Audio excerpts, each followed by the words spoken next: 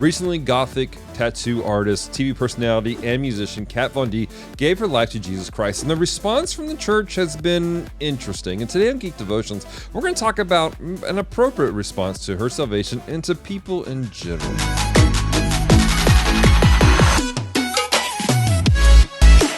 Hello, Devoted Geeks. Welcome to Geek Devotions, show from Devoted Geeks who are devoted to letting you know you're loved. I'm Dallas. I'm so glad you hit the play button. If you're new to our show, we take geek pop culture items like movies, video games, comic books, and we use them to let people know loved and they're cared for. So if you don't watch past this moment, know this: we love you, care about you. There is a plan and a purpose for your life. Do not give up. As I said in my intro, recently Kat Von D gave her life to Jesus Christ, and that was exciting to me to see anybody. I get excited. There's something that wells up inside me when I see people surrendering their lives to Jesus, getting baptized, and starting to make that journey walking with him. And at the same time, there were some really interesting responses from people. And this kind of hit me special, hearing her story and hearing things that took place around her story. For those of you who don't know, if I had the resources I have today back in like the early 2000s, Geek Devotions probably would have been a Gothic Devotions back then. I was involved with the culture. I had and have a love for the Gothic culture and people who are in goth culture. And I realized, listening to her story, that Kat's actually right around my age. And I couldn't help but wonder if I'd been able to do more back then and really like expand out and do ministry within goth culture, like I daydreamed back then, of some of the darkness that Kat walked into and the things that she experienced, if I might have been able to reach her or more people who were in her shoes. I'll put a link in the description where she gives her whole testimony about how God really met her and her transformation, but her life beforehand, just so you guys have a better context. But the short of it is, she struggles, guys. She was a broken individual, and she was latching out and grabbing hold of what she could to be whole, and it was hard. She overcame a lot of addictions and a lot of things that were just thrown at her that were not great, and to the point that she is today. At the point of her salvation, though, this is where things got interesting. She made a post where she was getting rid of all of her occultic books and stuff like that because she realized that this was not helping her. This was not what she wanted, and that she needed Jesus. And she kind of got flack from people in that community. There's some people who support her, but then she got flack in that community. But then she got baptized, and she got criticism. Now, there's always criticism about any celebrity when they give their life to Jesus, period, across the board. And sometimes we as Christians, we amplify things and we do things stupidly. And we set these celebrities up for a fail. What broke my heart, though, was hearing the stories about Christians bad-mouthing her, talking down about her, saying stupid stuff like, well, her hands didn't go underneath the water, so she's not really baptized. What? This is a woman who has given her life to Jesus, and she's walking this out, and she wasn't making major proclamations about being this like poster. In fact, she's flat out said she doesn't think she's a poster child for Christianity. She's new to this. She's walking this out. And yet people were heaping things upon her that were never meant to be done. And some of the attacks that were coming against her while she's walking this out, it didn't just affect her, but her husband. In an interview, she said that her husband has been affected by this, and he's still walking this journey out, trying to figure out this Christian thing and if, how much he should put trust into Jesus himself. And seeing the attacks from the church has even put a roadblock for him in that. So here's this woman, baby Christian. She has a semblance of understanding what the Bible is. She was raised in a home that taught the scriptures, but she rebelled and went away. And she's getting flack from the church, and then she's still getting flack from her own community. Going to the Reddit boards, and like she's just being lambasted by people who used to be fans of hers because she's given her life to Jesus. And to me, it's heartbreaking because I see a woman who's overcome so much, and finally she has this cornerstone. She has found something precious, salvation in Jesus Christ. And people who should be championing her, who should be encouraging her and praying for her, have attacked her.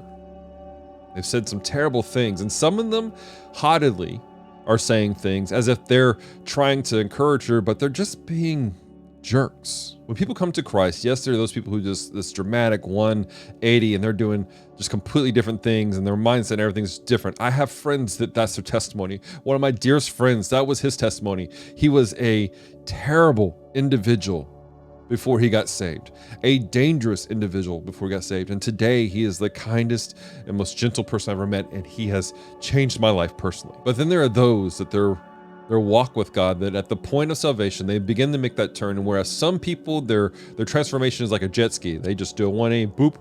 They're like a cruise ship. They're making a slow turn. And for those people, they're saved. They're Christians. But they're having to make a journey. And what they need is people to give grace and to walk them through it, not to dog them and to attack them. In Colossians chapter 3, verse 12, it says this: "Put on then, as God's chosen ones, holy and beloved, compassionate hearts, kindness, humility, meekness, and patience." Within this passage, Paul is talking to the church in Colossae, and they're going through some very turbulent times. It's not necessarily a Christian-friendly environment that they're in, but he's encouraged them to put on certain atmosphere, certain attributes of the Spirit taking place in their lives, the transformation of God's growth in them. And he says to be compassionate, have compassionate hearts, care about people, have kindness and humility, meaning you need to be reaching out to people with kindness, showing them grace, not being jerks. But with that humility aspect of it, what that means is understanding that you are in the same boat as them. There's no difference between you and a person who just got saved, and you need to approach that with that mindset of going, we're on this together, we're on the same route together, we're on the same boat. And with meekness and patience, meaning we're being gentle, we're walking them through. We're not hiding things. We're not watering things down, but gently and patiently walking people through a transformation of what it looks like to be a Christian, the sanctification process. And that is all spurred by understanding our own identity in Christ and the essential aspect of what he's done for us. And in the book of Ephesians, chapter 4, verse 32, it says this: "Be kind to one another, tenderhearted, forgiving one another, as God in Christ forgave you." We have to keep that in mind. God forgave us of great sin. And that when somebody has come to Christ, they are forgiven and they're walking this journey out, and they need the same grace that was given to you so that they can become who God's created them to be. And that calls for us to do things differently, to learn to speak differently, to engage with people in a different way. Colossians chapter 4, verse 6, "Let your speech always be gracious, seasoned with salt, so that you may know how you ought to answer each other." We have to learn to speak to each other, especially to new believers, in a kind way. We also need to change our mindset on how things should happen. There are some people who are in the comment section, and because God has personally convicted them about certain things, they feel like they need to push that conviction on other people. That's not how this works. There are personal convictions. Paul talks about that, about meat sacrificed on the altar. And for some people, it's not a big deal. For some people, it is a big deal. And you need to respect that. I'm going to tell you this right here, right now. You may be convicted by this, and that's okay. But black clothes, bats, and a lot of the stuff in Gothic culture, it's not evil. It's not demonic. It's dark, sure. But there's a lot of dark things in the Bible too. And right now, Kat's on a journey. And now it may be that one day God convicts her about the clothing she wears and the way that she does certain things. But right now, that's not what he's worried about. Right now, she's walking through a transformation that's separate from you. Yes, there are certain sins. There are certain black and white sins that have to be addressed, and she's working those things out. And I don't know all the ins and outs. I'm not friends with Kat. I'm not in a relationship with her. I don't know her husband. I don't have conversations with him. I don't know their child. But I know God's doing a work. And we have to show grace to people as God does the work in them. It's not my job to fix people, to fix you. And it's not your job either. Recently, I was talking with my pastor, and he gave this great analogy. A lot of people feel like they have to be the judge in the courtroom, but their job is not to be the judge. And then there's some people who feel like they need to be the counselors. They need to be the lawyers in the courtroom, and that's not their job either. We're called to do one job, and that is to be a witness. And that is to be a witness of Jesus Christ. And so we need to stop trying to be a judge and go, oh, clearly that's this. No, yes, there is an aspect of looking at fruit, of examining fruit and presenting it. But I want to remind you that at one point in time, before you were in the witness stand, witnessing for Jesus, you were at the table with the prosecutor yelling at you too. We have to show grace to people and help them to grow. And it doesn't happen by getting angry on the internet and yelling things. getting into Reddit chat rooms and blowing up with all kinds of terrible things, or making Facebook posts that have nothing to do with it, or making sideways comments about a person who's making a change in their life, but it's just not fast enough for you. Some of you are wondering why I'm passionate about this. And it's because I have had conversations with so many people over the years who are, yes, in the Gothic culture, who are in geek culture, and they had a transformation. God changed their heart. And it was people in the church who didn't like the fact that the transformation wasn't fast enough or didn't look the way they wanted it to be. They were majoring on non-essentials, things that were not salvation-based, things that were personal convictions, not actual sin. And it caused them to walk away from Christ, to move away from the gospel that brought hope. Now, for some of you, you're like, well, Dallas, if they're really saved, then they're saved. Well, that's great. That's fantastic. We're not here to debate internal security or whatever. But what I am saying is those actions still speak louder to not just that one person, but to many others. I know many people who refuse to even entertain the idea of a loving God because they saw the way that Christians treated people. So my challenge to the church at large is season our speech with salt. Let's not have our speech just be plain salty. Let's show grace and love. Let's stop making long, drawn-out, slammed our videos where we're slamming other people who may or not be believers in our own opinion, our own eyes. Yes, there are some people who are legitimately just doing some dumb things. I get that. Totally get that. And there's a time to call out certain things, sure. But some of you, you're doing it for clout. Some of you are doing it to show that you're superior to others. There are people who need grace. Some of you claim to be walking in the greatest of grace, but you refuse to return to other people. We need to not do that.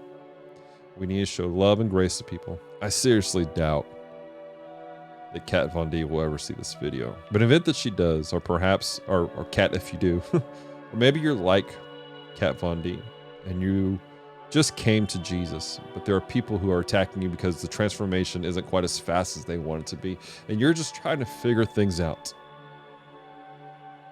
Know this. I'm proud of you. Welcome to the family of God. Welcome to the kingdom. There we have some, in any family, we have some knuckleheads. They're still family, unfortunately. I know the feeling. You're like, oh, yeah, they are. And we love them. And they may not have made you feel so welcomed. I want you to know you are. I am thankful and blessed to have heard of your salvation, to have heard what God's doing in your life and the transformation, the journey you're on. And you are a woman who's talented, you're anointed, there are things that God's given you, and He's going to use those in different ways. I'm not telling you you're going to go out and make a Christian album and do all those other things, but what I am saying is that there's an anointing on your life to do some great things. And God's going to use that one fashion or another. And to your husband, who you're walking this journey, I apologize for the ignorance that's taking place that has maybe jaded your view of the faith of Christianity. But know that you're loved, you're cared for. And I am thankful that you guys are walking this journey. And I'm praying for you. I want to encourage you. You guys have already got locked into a church, which is great. I know that Kat, you were recommended a English Standard Version Bible. That's awesome. Rock it out. Get in the Word, study it in context, and grow. Don't be afraid to ask good questions. Don't be afraid to ask those questions that you have, and let people who love you and care about you and are biblically sound disciple you and help you grow. I don't know what your life will look like in a couple years when you look around and you see how far you come. But I know this, if you're faithful, if you lean into God and you walk this journey out, you're going to see some amazing things take place in your life. Well, guys, that's today's episode of Geek Devotions. I know it's a little bit different. It's been a very, very different episode. But it came from the heart. This is something I had to get out. And I've been trying to find a way to express this over the last couple of weeks. And next week we'll have something your normal geeky culture stuff. But know that we love you. We care about you all. Per usual. And again, I don't say this lightly, but thank you to all of our devoted Patreon geeks to help support what we do here at Geek Devotions, to help us to do this type of thing. To reach out people and to let people like Kat Von D know that they're loved and they're cared for. That there's hope. And that God's doing some amazing things in our lives, and there's going to be more to come. Until next time, guys, stay devoted. Peace and love.